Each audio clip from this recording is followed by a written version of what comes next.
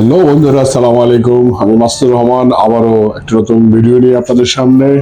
আজ দেখাবো সাভারের নদী এবং ফুটনগর, তার সাথে সাভারের নামাবাজারের কিছু দৃশ্য এবং তাদের সাথে আমার মত বিনিময়।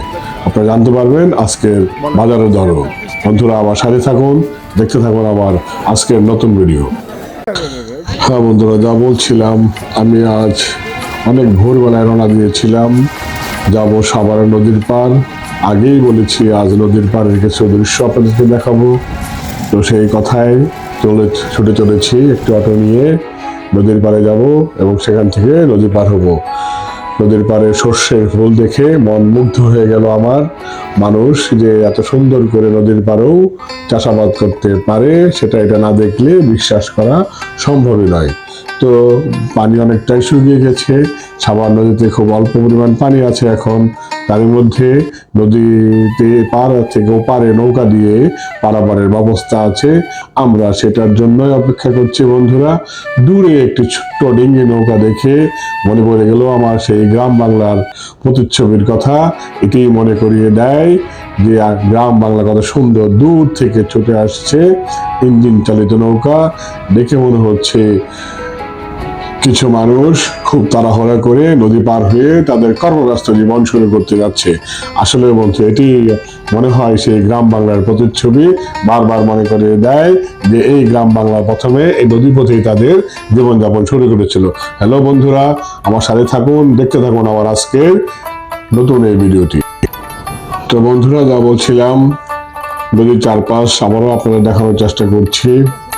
আসলে নদীতে আসলে মনটা বড় হয়ে যায়। ওই দূরে আমাদের সেই সাভার নদীর ব্রিজ দেখা যাচ্ছে। তারই মাঝে বড় একটি মাল টানা নৌকা, সম্ভবত বালু টানা নৌকা হবে, সেটিও ভেসে আসছে। এটি দেখতেও আসলে অনেক সুন্দর লাগছে, আর আমাকে মনে করিয়ে দিচ্ছে আমার সেই গ্রামের কথায়। তো বন্ধুরা, আপনারাও যদি কখনো সময় পান, এরকম ভোরবেলা নদীর পাড়ে এসে দেখবেন, আপনার মনটা প্রসন্ন হয়ে যাবে। তো এই মুহূর্তে আমরা নদী পার হওয়ার জন্য একটি বোটে উঠে বসলাম।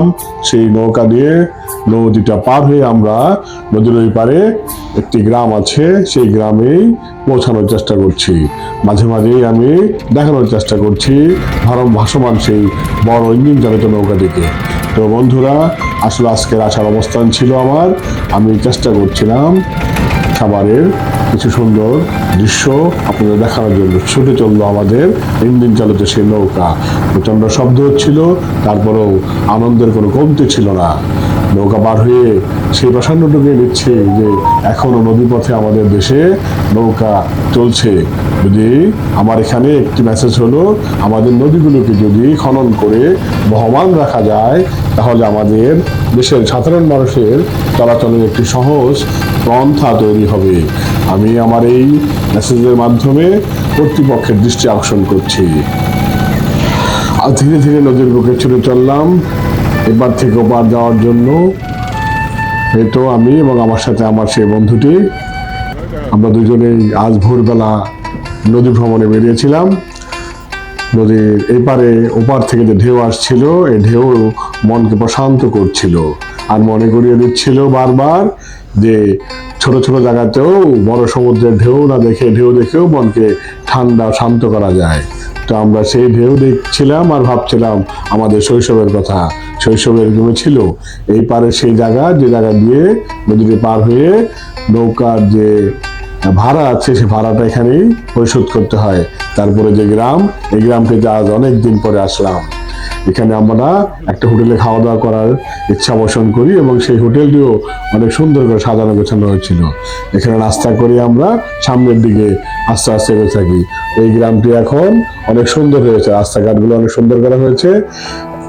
হাঁটতে হাঁটতেই আমাদের সামনে পড়লো বাচ্চাদের খেলার একটি পার্ক, এবং এখানে অসংখ্য এই ধরনের পার্ক এবং মিনি হোটেল এগুলো হয়েছে, যেখানে আসলে বিকেলবেলা আপনারা অনেক মজাদার খাবার দাবার খেতে পারবেন। আমি যেটুকু শুনেছিলাম ভাসবাইনে এখানে খ্যাপসা পাওয়া যায়, তো আপনারা বিকেলে আসলে এটি দেখতে পাবেন। হাঁটতে হাঁটতে দেখতে পেলাম বন্ধুরা মধুর চাকের সে মৌমাছির গুনগুন শব্দ।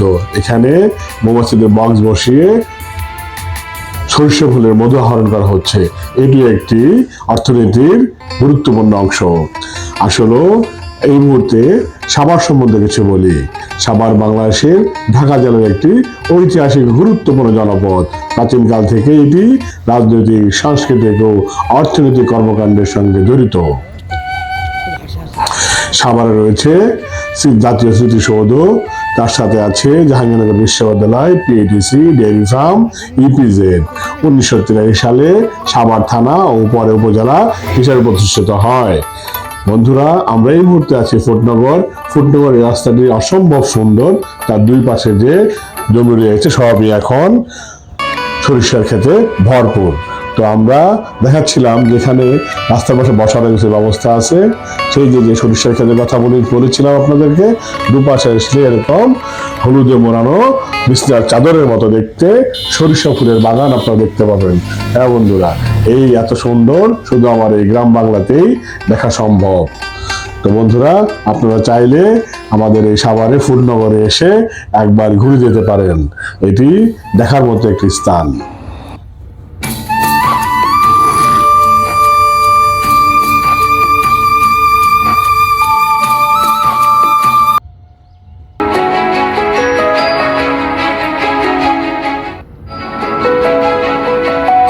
হ্যালো ভিউয়ার্স, যে রাস্তাটি দেখতে পাচ্ছেন আপনারা, এই রাস্তাটি ধরেই এদিকে ধামরাই ঢুলিগুটার দিকে বেরোনো যায়, আর তার এই পাশ থেকে আমরা আবার সাভার সে নামাবাজারের দিকে যেতে পারি। আমরা এখন একটি অটো নিয়ে আবার ওই যে ব্রিজ দেখিয়েছিলাম সেই ব্রিজ পার হয়েই নামাবাজার যাবো এবং দেখাবো আজকের কিছু বাজারের পণ্যের দাম, দরদাম, তার সাথে দেখাবো বাজারের পরিস্থিতি। ওকে বন্ধুরা, আমার সাথে চলতে থাকুন আর আশেপাশের দৃশ্য অবলোকন করতে থাকুন। আমি আছি আপনাদের সাথে, আর আমার সাথে সবাই থাকবেন। আমি ছোট্ট মানুষ, চেষ্টা করি ছোট ছোট জায়গা ভিডিও করে আপনাদের দেখানোর জন্য। আর আপনারা আমার এই চ্যানেলটি যারা এখনো সাবস্ক্রাইব করেননি তারা সাবস্ক্রাইব করে আমার পাশেই থাকবেন। ধন্যবাদ সবাইকে।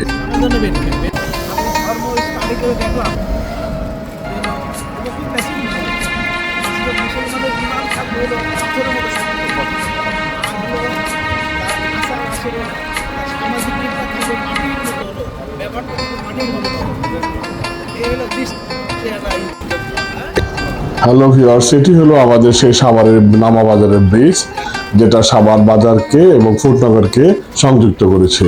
এটা দিয়েও আপনারা আমি যে নৌকা পার হয়ে যে গ্রামে গিয়েছিলাম ওই গ্রামে যেতে পারবেন। এই মুহূর্তে আছে আমরা সাভার নামাবাজারে। সকালবেলা খুব একটা লোকজনের সমাগম নেই, যাও আছে এগুলো খুবই সামান্য। এখানে প্রচন্ড লোকজন থাকে একটা সময়। এবার বাজারের ভিতরে দেখতে পাচ্ছেন কিছু চিত্র। এখানে কাঁচা বাজার পাওয়া যায়, টাটকা শাকসবজি নদীর ওপার থেকে আসে, এখানে সেটা পাওয়া যায়। অতএব বন্ধুরা, আপনারা দেখতে থাকুন। হয়েছে আপনার 20 টাকা কেজি, আর পেঁয়াজ হয়েছে আপনার হচ্ছে 200 টাকা পাল্লা, 40 টাকা কেজি। রসুন রসুন আপনার দেশিটা 80 টাকা কেজি। আদা হয়েছে আপনার হচ্ছে 120 টাকা কেজি। আর কি আছে আপনার? এই তো না, এই আর কিছু না। ঠিক আছে।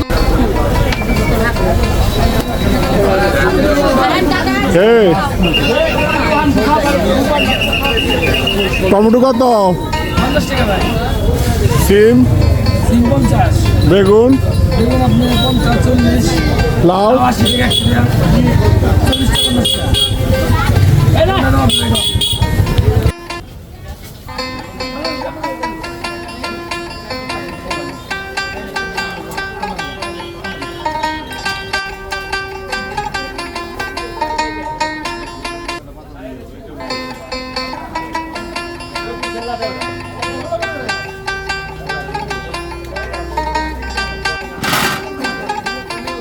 লেবু কত?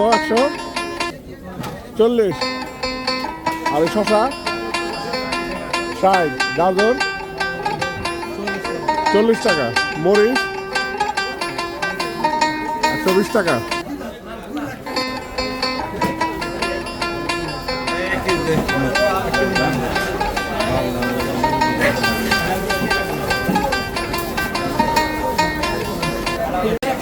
হ্যাঁ বন্ধুরা, সবজির বাজার শেষে এবার মাছের বাজার। এটি হলো সাভারের নামাবাজারের একমাত্র মাছের বাজার। এখানে দেশি এবং নদী এবং পালা যে মাছ সবই পাবেন এবং খুব বড় বড় মাছও এখানে পাওয়া যায়। আপনারা আসলে এ বাজার থেকে অনেক বড় বড় মাছ এবং ভালো ভালো মাছ সংগ্রহ করতে পারবেন। এবার আসলাম ফলের বাগানে, সেখানে ফল বেচা কেনা করা হয়। শুনবো আমরা এক ফলের বাগানের লোকের কথা। তো বন্ধুরা দেখতে থাকুন। আজ আমার জন্য আমি এখানেই সমাপ্তি। আগামীতে অন্য কোথাও আবার দেখা হবে। খোদা হাফেজ। 60 টাকা লিখ 60 টাকা হালি। রমজানে কি আরো বাড়াইবে না? গাছে যদি না ধরে পারবো তাই না? না একটু কমায় কমায় খাবে মানুষে, বাড়ায় না।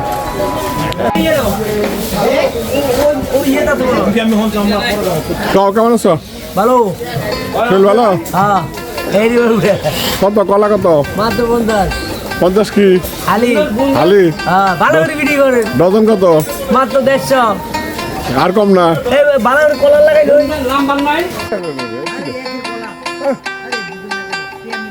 উঠি না, উঠি না, উঠি না।